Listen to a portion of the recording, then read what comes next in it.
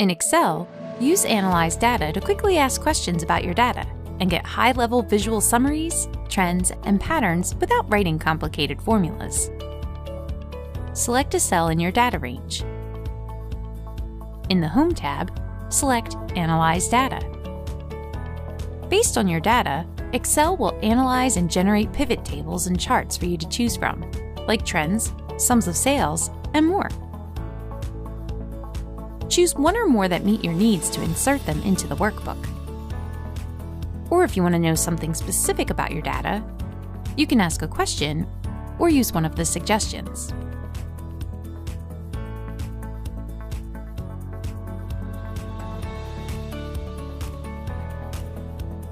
Want Excel to focus on specific fields to analyze? Select which fields interest you the most. Uncheck the fields you don't want analyzed, choose how you want values summarized, and select Update.